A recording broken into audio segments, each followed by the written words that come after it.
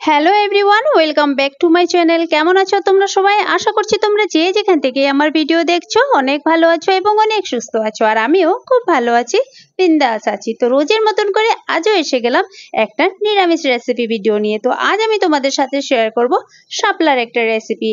এই সিজনে এই সময়টাতে কিন্তু শাপলাটা পাওয়াই যায়।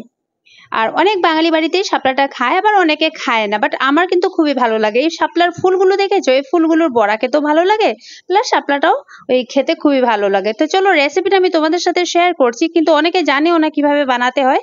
তো যদি ইচ্ছে করে আমার রেসিপি দেখে তোমরা বানাতে পারো। তো শাপলাটা এবার আমি কেটে নিই, তারপর রেসিপিটা তোমাদের সাথে শেয়ার করছি। আর এখানে দেখো শাপলাগুলো আমি কেটে রেখেছি, সুন্দর করে কেটে। আর শাপলা কাটতে কিন্তু একদমই ঝামেলা নেই, খুব সুন্দরই আপোষে কাটা হয়ে যায়। শাপলাগুলো কেটে রেখেছি। আর এটা কি দিয়ে রান্না করব সেগুলো এখানে যা দিয়ে রান্না করব, এখানে নিয়েছি ডেসিকেটেড কোকোনাট পাউডার নিয়েছি। তোমরা ফ্রেশ নারকেলও ব্যবহার করতে পারো। ফ্রেশ নারকেল আমার কাছে কমই থাকে, তাই আমি এই ডেসিকেটেড কোকোনাট পাউডারটা এনে রাখি, যখনই দরকার হয় সেখান থেকে আমি নিয়ে নিই। আর নিয়েছি পপি সিডস, আর এখানে 2টা কাঁচা লঙ্কা নিয়েছি। আর এখানে আমি পমকিন সিডসও ব্যবহার করব। তো পমকিন সিডসটা আমি এই যেটা পমকিন আমরা খাওয়ার জন্য আনা হয়, সেখানের থেকে আমি যে গুটিগুলো বের হয়, বীজটা বের হয়, সেগুলো আমি এই যে ধুয়ে ভালো করে রোদ্রে শুকিয়ে তারপর আমি এই যে এরকম করে গুটিগুলো বের করে নিই।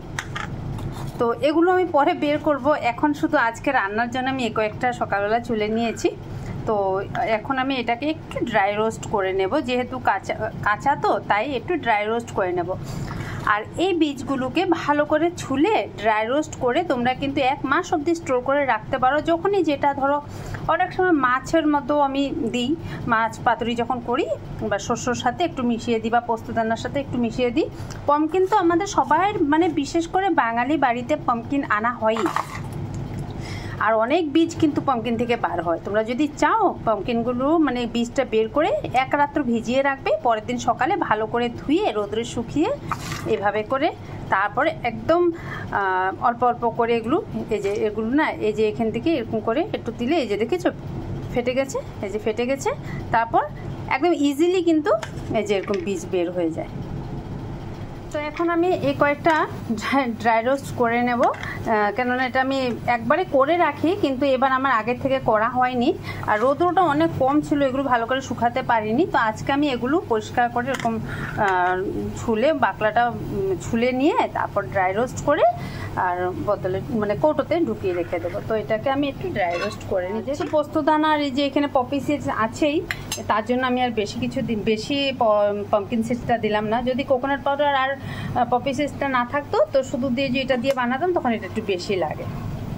আর এটা কোনো রকম বাড়িতে তো আমরা মিষ্টির আইটেম করি, যে কোনো একটা মিষ্টির আইটেমও কিন্তু এটা খুব ভালো লাগে খেতে।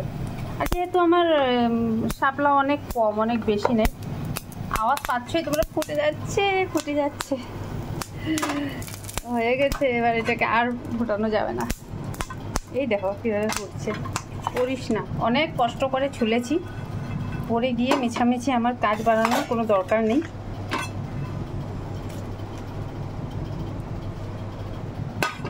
একটাও ফেলবো না, অনেক কষ্ট করে বিচিগুলো আমি বেছে নিই। তো এটাকে আমি একটা ফাইন পেস্ট এখন করে নেব।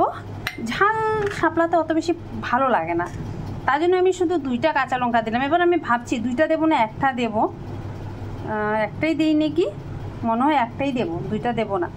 এবার আমি এটা পেস্ট করে নিচ্ছি, তারপর রান্নাটা তোমাদের সাথে শেয়ার করছি। তো এখানে দেখো তেলটা গরম হয়ে গেছে, আর গ্যাসের ফ্লেমটা একটু কম রেখে, আর এখানে দিয়ে দিলাম শুকনো লঙ্কা একটা ফোড়নে, আর দিয়ে দেবো একটু কালো জিরে। শুকনো লঙ্কা কালো জিরেটা দিয়ে দেবো, ভালো করে ফুটে উঠেছে, শুকনো লঙ্কাটাও কালো কালো হয়ে গেছে। এবার যে এটা কেটে রেখেছিলাম শাপলাটা, এটা সরাসরি এখানে দিয়ে দেবো।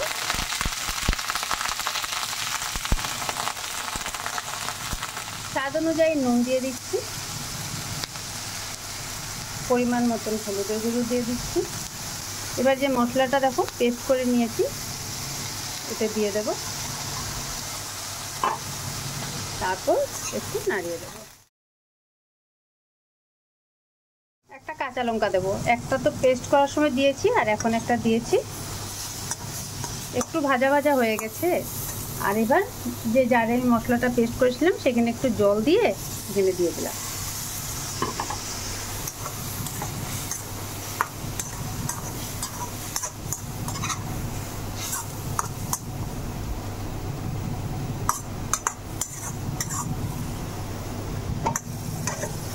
মিডিয়ামে 5 মিনিট, একদম লো করে দিয়েছি। এখানে 5 মিনিট এটা রান্না হবে। 5 মিনিট রান্না হওয়ার পর তারপর তোমাদেরকে আমি দেখাচ্ছি। আর ঢাকা দেওয়ার কোনো প্রয়োজন নেই, ঢাকা দিতেই হবে না, ঢাকা দিলে কিন্তু পাঞ্চা হয়ে যায়। তো 5 মিনিট পর আবার ফিরে আসলাম। রান্নাটা দেখো আমার মোটামুটি কমপ্লিট। দুটো জিনিস দেওয়া বাকি আছে, এই দুটো জিনিস দিয়ে দিলে ব্যাস শাপলাটা একদম খুব সুন্দর হয়ে গেছে। শাপলা রান্না করতে কোনোদিন ঢাকা দেবে না, ঢাকা দিলে শাপলাটা কিন্তু একদম পানসা পানসা হয়ে যায়। তো এবার আমি ব্যবহার করবো এখানে চিনি। তো দেখো কতটুকু চিনি নিয়েছি, একদমই অল্প পরিমাণে, অনেক বেশি চিনি দেবে না। এতটুকু চিনিটা দেওয়ার কারণ হলো টেস্টটা ব্যালেন্স হবে, ব্যাস আর কিছু না। রান্নাটা আমার কমপ্লিট হয়ে গেছে।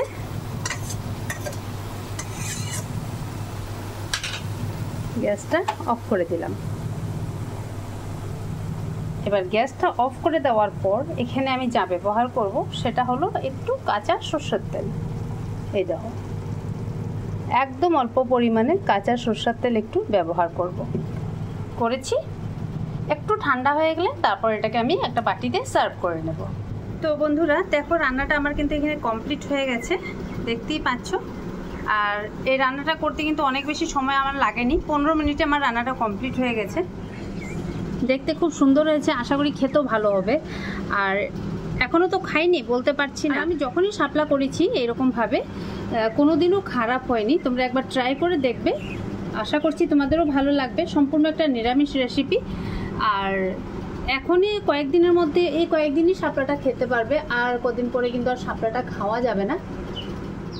তো আশা করছি আমার ভিডিওটা ভালো লাগবে। ভালো লাগলে একটা লাইক করে দিও, একটা কমেন্ট করে দিও। তোমাদের একটা কমেন্টে আমার অনেক উপকার হয় আর আমার অনেক উৎসাহ হয় যে নেক্সট আরও ভিডিও দেব। তোমাদের ভালো লেগেছে সেটাই আমার মনে হয়। আর যদি চাও তোমরা শেয়ার করতে পারো। তো পরবর্তী ভিডিওতে আবারও দেখা হচ্ছে তোমাদের সবাইয়ের সাথে। সবাই ভালো থেকো, সবাই সুস্থ থেকো। Tata, bye bye and take care.